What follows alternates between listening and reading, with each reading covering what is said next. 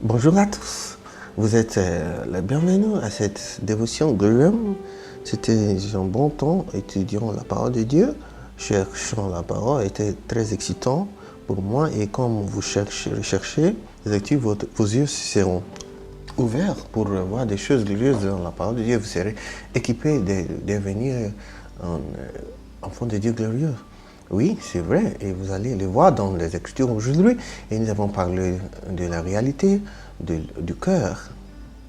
Considérons le cœur de Jean, celui qui a écrit l'évangile de Jean, comment il était si près, si proxime à Jésus et comment il a obtenu d'informations de Jésus parce qu'il était très très proche à lui, parce qu'il était concerné des choses, il est concerné du Seigneur, le Seigneur lui a révélé des choses.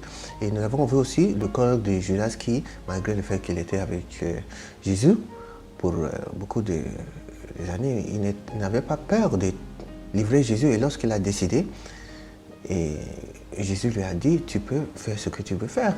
Et lorsqu'il a dit cela, la Bible dit qu'immédiatement, Satan a entré en Judas. Et cela doit nous dire quelque chose de très important. Parfois, ce qui nous empêche d'être possédés par le diable et d'être manipulés par le diable, c'est l'instruction, le châtiment que nous recevons de notre leader, notre chef. Et lorsqu'on refuse le chef, le leader, et il fait ce qu'il veut, ce qui est propre en ses yeux, Judas a fait cela et il a sorti. Et la Bible dit que c'était une nuit. Ne laissez pas celui qui est la lumière et marcher dans la nuit dans votre force. Et lorsqu'il a entré dans la nuit, il était possédé par le diable. Ne sortez pas si vous n'était pas relâché par Dieu lui-même. Lorsque le temps arrive, quelque chose de bien arrivera. J'ai l'habitude, surtout lorsque je travaille avec le chœur, Grâce Fontaine, et nous travaillons sur une chanson, quelqu'un veut sortir. Parfois, je sens cette réticence au-dedans et je dis non, ne sors pas maintenant. La personne peut penser, oh, cet homme est très difficile, mais 5 minutes après, je sens, oh, tu peux partir. Et beaucoup de gens, ils évitent des troubles par cela. Et lorsque Jésus a dit, tu peux aller, c'était un grand problème pour Judas parce que ce n'était pas quelque chose de bien. Mais en faisant cela, c'était pour la glorification de Jésus, parce que nous avons dit dans 31 que maintenant est le Fils de l'homme glorifié. Par cette action, Jésus était glorifié. Il se voit comme mort et la suite était la résurrection. Et lorsqu'il avait décidé, sa glorification a été décidée aussi. Lorsque vous avez décidé d'obéir à Dieu, la gloire qui suit l'obéissance va suivre. Et la Bible dit pour Jésus, pour la joie qui était au-devant de lui, il a méprisé la honte de la croix et il était glorifié. Après, je ne sais pas ce que vous éprouvez, si vous allez fixer vos regards seulement sur le Seigneur, la gloire arrivera.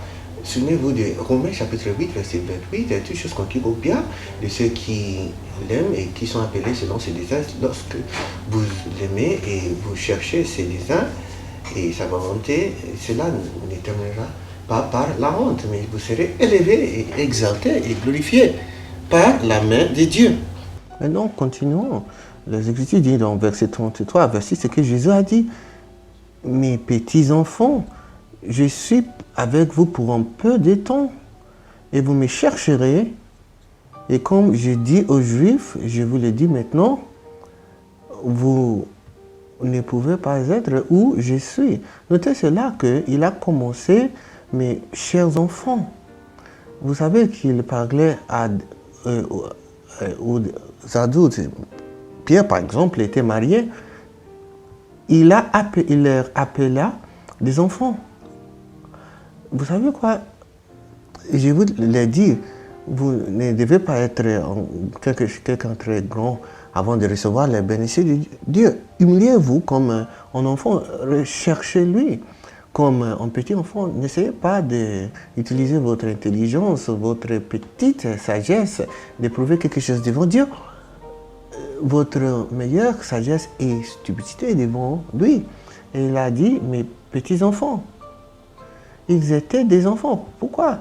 Ils n'avaient pas su les profondeurs de la vie surnaturelle.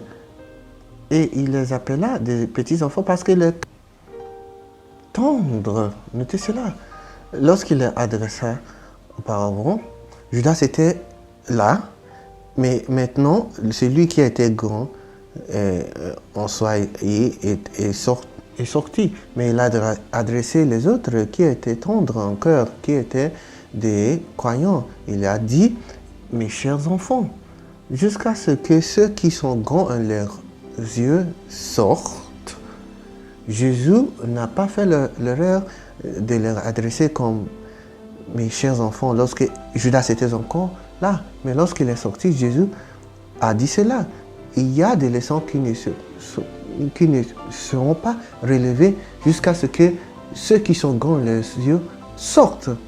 Parfois, Dieu attend que ceux qui sont orgueilleux qu'ils sortent. Et après cela, vous allez voir la gloire de Dieu. Je vous le dis, ce qui va arriver là. Beaucoup de gens, comme vous écoutez cette émission, parfois il faut relâcher les autres afin de voir la gloire. Parce que s'ils sont avec nous encore, il y aura une restriction de la gloire de Dieu. Parfois, Dieu veut dire quelque chose, mais il ne va pas le dire parce que les autres qui ne doivent pas être là, qui ne doivent pas être la gloire, ils vont l'éprouver. Parfois, il causera une séparation. Et lorsque ça a eu lieu, quelque chose d'inhabituel arrive. Et la suite, il dit, vous me chercherez, notez cela, vous me chercherez. Et comme j'ai dit aux Juifs, je vous le dis maintenant, vous ne serez pas y aller. Vous ne pouvez pas y arriver jusqu'à ce que nous sommes transformés. Il y a des choses que nous ne pouvons pas recevoir. Il parlait de sa crucifixion et sa mort et sa résurrection. Et il disait, oh oui, oui. Mais Jésus savait qu'il n'était pas prêt parce que lorsqu'il était crucifié, ils sont tous dispersés.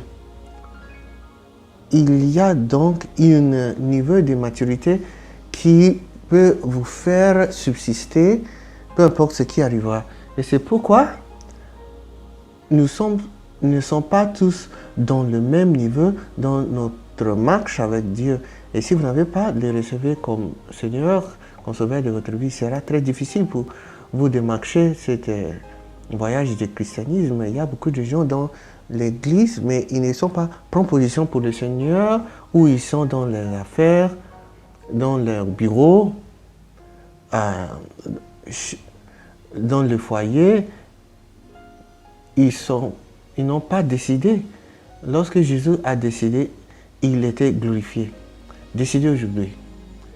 Donne-lui votre vie, qu'il soit votre sauveur, votre Seigneur, et je vous promets, votre vie ne restera jamais la même. Merci d'avoir en part dans cette émission. Jusqu'à demain, par la grâce de Dieu, je suis Igoli Segeburu. Que Dieu vous bénisse.